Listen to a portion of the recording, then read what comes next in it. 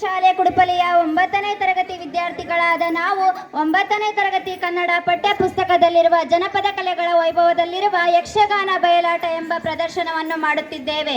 ಜನಪದ ಕಲೆಗಳು ಮನುಷ್ಯನಷ್ಟೇ ಪ್ರಾಚೀನವಾದವು. ಪರಿಸರ ವೀಕ್ಷಣೆಯಿಂದ ಅರಿತಿದ್ದನ್ನು ರೂಪಿಸಿಕೊಂಡಿರುವುದು ಮಾನವನ ಸಹಜ ಗುಣ.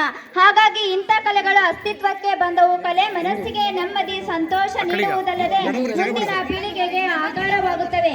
ಜನಪದರ ಬದುಕೇ ಒಂದು ಕಲೆ. ಅಂಥ ಕಲೆಗಳಲ್ಲಿ ಯಕ್ಷಗಾನ ಬಯಲಾಟವು ಕರ್ನಾಟಕದಾದ್ಯಂತ ಕಂಡುಬರುವ ಜನಪದ ಕಲೆ. ಬಯಲಿನಲ್ಲಿ ಪ್ರದರ್ಶನಗೊಳ್ಳುವುದರಿಂದ ಇದನ್ನು ಯಕ್ಷಗಾನ ಎನ್ನುತ್ತಾರೆ. ಪ್ರಾದೇಶಿಕ ವ್ಯತ್ಯಾಸಗಳನ್ನಾಧರಿಸಿ ಬಯಲಾಟವು ಬೇರೆ ಬೇರೆ ಹೆಸರುಗಳಿಂದ ಗುರುತಿಸಲ್ಪಡುತ್ತವೆ. ಉತ್ತರ ಕರ್ನಾಟಕದಲ್ಲಿ ಇದು ದೊಡ್ಡಾಟ ಅಥವಾ ಮೂಡಲಪಾಯ ಮತ್ತು ಸಣ್ಣಾಟ ರೂಪಗಳನ್ನು ಪಡೆದಿದ್ದರೆ, ದಕ್ಷಿಣ ಕರ್ನಾಟಕದಲ್ಲಿ ಬಯಲು ನಾಟಕವಾಗಿದೆ. ಕರಾವಳಿ ಮತ್ತು ಮಲೆನಾಡಿನ ಭಾಗಗಳಲ್ಲಿ ಯಕ್ಷಗಾನವೇ ಬಯಲಾಟ.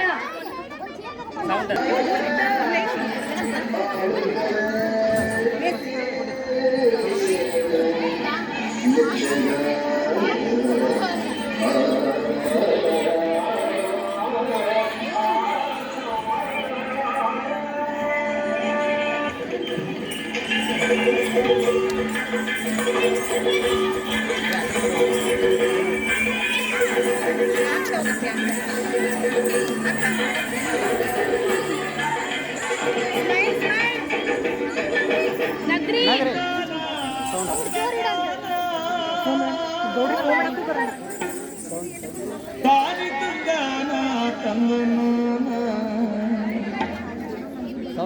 ತಾನಿ ತಂದಾನ ತಾನಿ ತಂದಾನ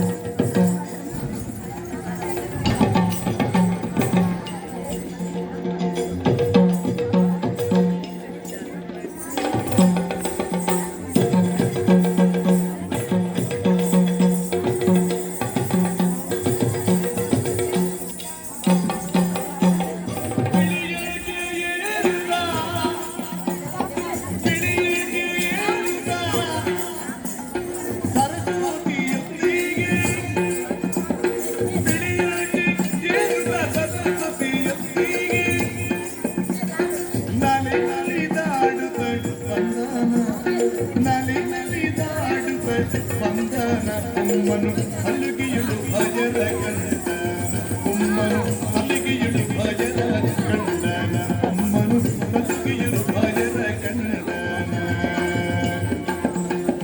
ತಾನಿ ತಂದಾನ ತಂದನಾನ ತಾನಿ ತಂದಾನ ತಂದನಾನ ತಾನಿ ತಂದಾನ